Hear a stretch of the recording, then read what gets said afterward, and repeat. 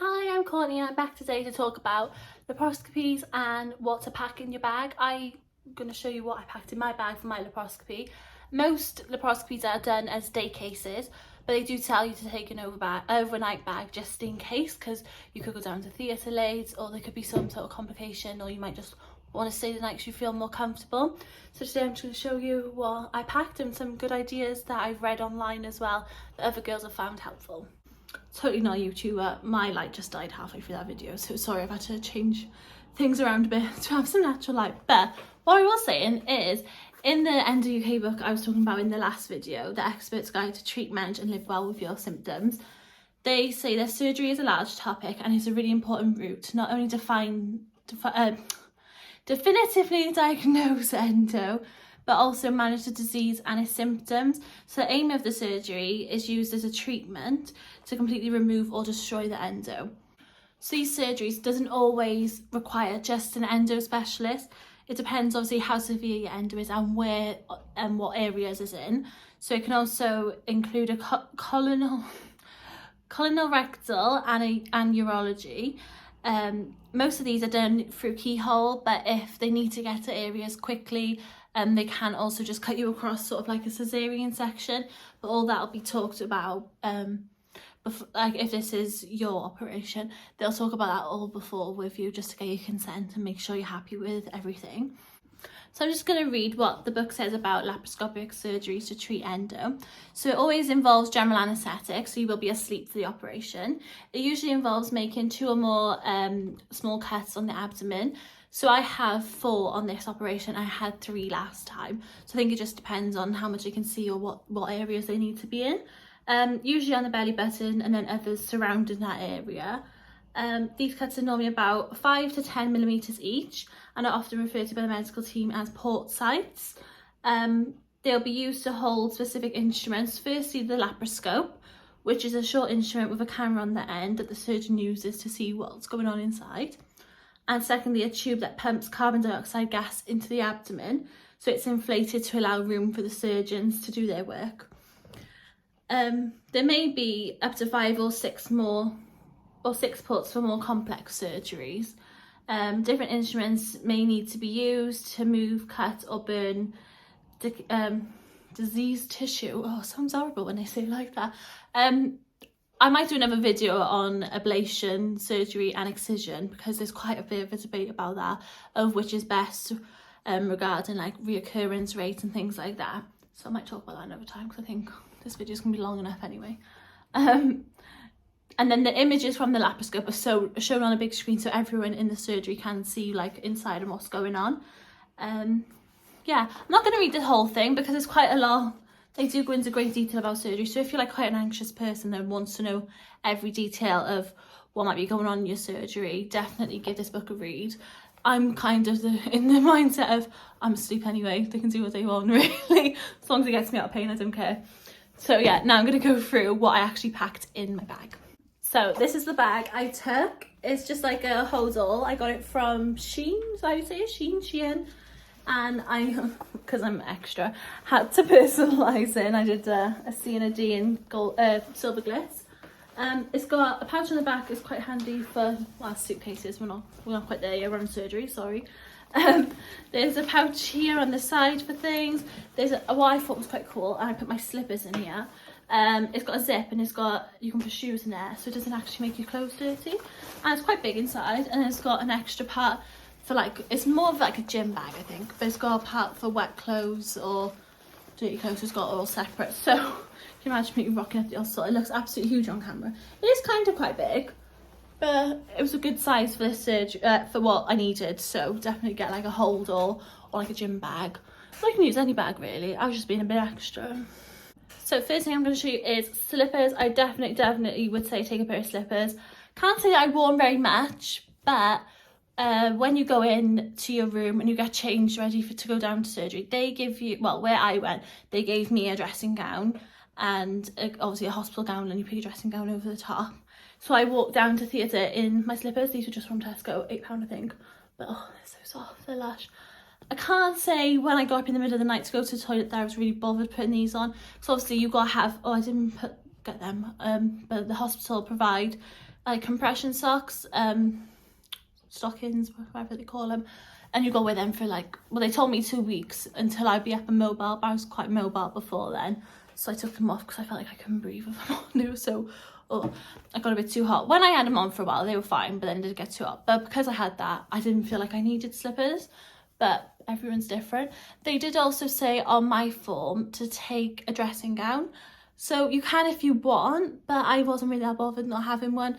I just thought that would take up, I wouldn't even fit that in my bag, and I'm not taking another bag. So yeah, I didn't do that. But you can if you want, and it depends how long. Like if you're going in for a surgery, I know if you're going for a hysterectomy, I think you do stay in a bit longer than just overnight. So this is just talking about like excision surgery, but they do provide you with a dressing gown to walk down to theatre in. Where I went, I don't know about all hospitals. I was lucky that for my work I can go private, so I'm not too sure otherwise about other hospitals. But yeah, I just thought it was a bit too much. I didn't have enough space for it, basically. It was like too much extra to take. I wanted to fill my bag with other stuff. Probably should have started with this, to be honest. Not that I actually really needed it, but I'm a very, what's the word? Panicky person.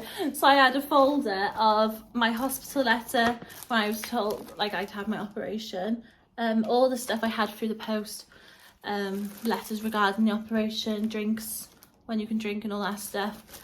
That was just things to do with my insurance and my admission booklet. I just took all that with me just in case. Not that I needed it at all, but it's more for a peace of mind thing for me. It's always just in case thing. So next thing on my list is a good book. So this one I'm reading at the minute is called As Good as Dead. It's like the third one in the series of books, obviously, duh. It's about like a murder case and stuff. I'm into all like cool things like that. This thing is actually really quite cool. Well, I say it's cool. It fell out when I was getting this from my room, and now I can't remember what chapter I'm on, so that's really annoying. But apart from that, it's like a cool little bendy bookmark, and it's got a light on it as well, so it's quite handy when you're trying to read at night.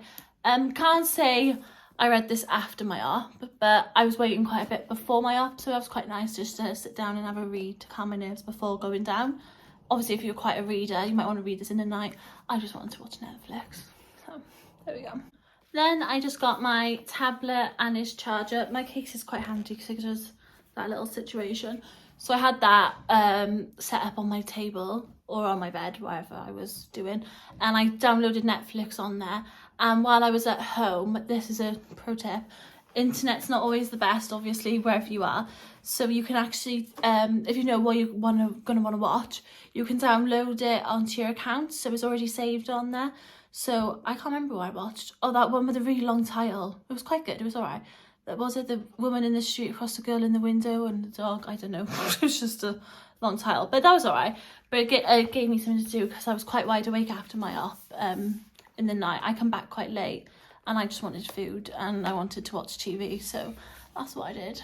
Oh, and I probably watched YouTube videos because that's a bit of me. But I charged this up before I went, but I did take the charger as well just in case, but I didn't actually need it. But better to be safe than sorry. And this is another pro tip. From working in hospital, I see quite a lot people bring in their normal like iPhone chargers and they're never ever long enough. So my dad got me this one. I think it's literally, I don't want to sound stupid saying it because I don't actually know, but I think it's 8 meters. It's just off Amazon and I just plugged it into my normal socket then. Didn't actually need that because my charge stayed really well on my phone because I wasn't on it all that much. But yeah, definitely recommend that. And I plugged it in before I went to theatre just so I didn't have to stretch and reach when I come back if I did need it. Because obviously, I don't know, obviously things hopefully might change soon, but I wasn't able to have visitors because it was during COVID. Hopefully that'll be a thing of the past soon. So when maybe people are watching this, they'll be like, what's that? That'd be lush, but doubt it. But yeah, just handy to have something that you can just do yourself and not have to worry about, because I was just worried about nagging the nurses all the time, so I wanted to be quite independent, so that was one of my things. Sorry, I'm in like a proper blabbery mood today. Don't know what's going on, just don't know how I got from that to a phone charger, but there we go. And so next on my list, this, when I had the endo pain, was my life. and I can't say I've used it yet, only because I'm scared to get like my incisions sweaty and stuff, so that's a bit grim, but still keeping it real. This is my heat mat. This is just from Amazon as well. It did have a cover on it, I took it off, but yeah, I brought this because obviously I've mentioned it in the book, they pump you up with carbon dioxide so you can see a bit easier, but that can give you really bad wind pain in your shoulder and another area. Can't remember the other area. Probably your tummy just feels a bit grim, bit gassy, and your shoulder. So I brought this just in case, but to be honest, my gas pain at the hospital was fine. A couple of days after, I did start to hurt at home, but that was more my tummy anyway, so I was fine. I didn't really need this. That's another thing. Oh, I haven't brought it with me. Peppermint tea. So if you are suffering with wind pain, definitely put some heat on it. But I'd also really recommend having peppermint tea bags. That really helps just get rid of the pain a bit, the wind as well. Yeah. Oh, and I bought little mints as well, because apparently sucking on mints help with the wind pain. I didn't actually open these at all, I just couldn't be bothered. But I also didn't need them because the my wind pain was fine. And also, some people don't find the mints or peppermint tea really helps, so maybe like a fizzy drink. Like I did take a can of Coke, but I didn't actually want it, I just drank water because I felt fine. So that's something else that might help just get rid of that gassy pain a bit. So obviously hospitals can't provide you anything other than water or juice. I know some places do have squash, but I think because I worked there as well, I was a bit like, I don't want to bother anyone. So I took just from Aldi's a little squirty squash. As you can tell, didn't even open that. I'm still in the just in case mode, but I didn't actually need it, but it was there if I wanted it kind of thing. Give you something a bit different. I went for apple and blackcurrant. So nice. So something else I took was a notepad and pen. I was just worried if you'd be talking to me and I'd be like, oh, my brain, like as you can tell from these videos, my brain's a bit scattered. So I like to try and write things down. What I ended up doing was just putting voice notes on if I needed to listen to anything. But it's nice if I thought of anything I wanted to write down, I had my book ready. They do say to try and avoid as many valuables as you can. So I did take my phone and my tablet. And then purse-wise, I literally just went for this little, it looks like a child's purse, but I just put my bank card in there and some coins just in case. I don't know, just in case again.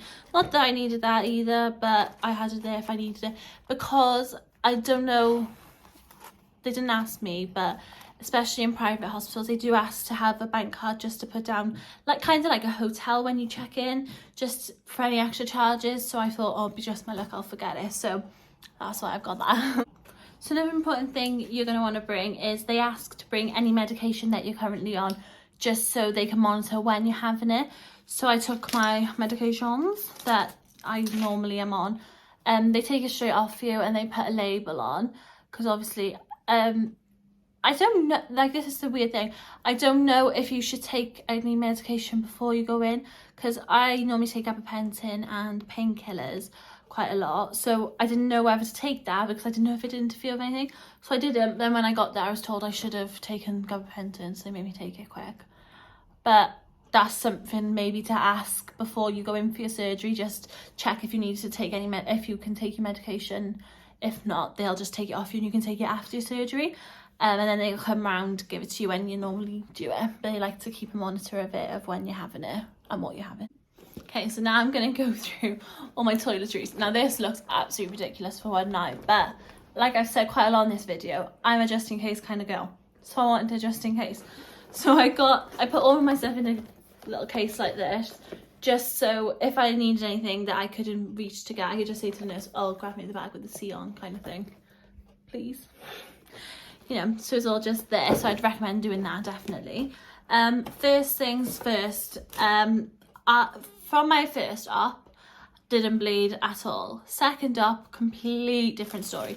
So I got these from, as you can tell, they're basically empty, from Aldi. They're only from Aldi's. They're really good, I've got to be honest. Quite thick, quite big.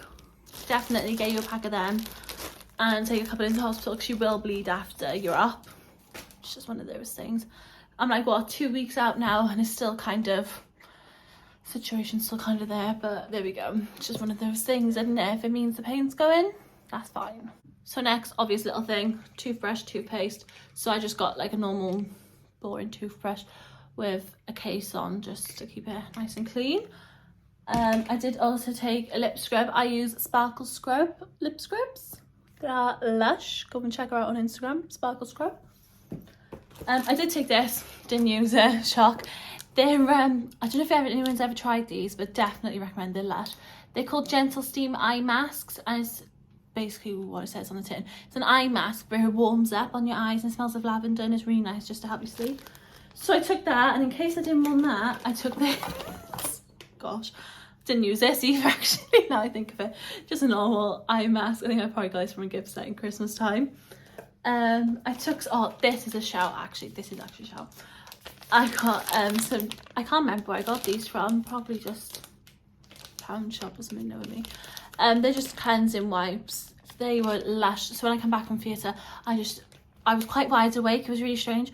So I just wiped over my face just to give me a little freshen up, and I felt nice and fresh. And the morning of going home, I used these just to freshen up like my arms and my face, and oh, it was lush. And after surgery, when I come home, I use that to clean for a bit, because I didn't want to shower straight away because I was a bit worried with my wounds. So I just used them to freshen up. I've also got my, oh, it's in a bit of a state to be honest, my Wild deodorant. I'm on, oh, what's it called, fresh cotton and sea salt. Oh, smells lush. That's really handy because they do say to avoid aerosols in hospitals just in case it sets off the fire alarms. But luckily enough, I had this anyway. And I also took in, onto the bottle, looks battered, but it's not. I had this off my friend, shout out to Leah, thank you, it smells lush. Water jasmine, this one is. I've used up all the other two. So, it's just a nice little body mist just to freshen me up. Okay, so now I look in this bag, I do think, why the hell did I pack all this? You didn't touch any of it. But it was there, so it's fine.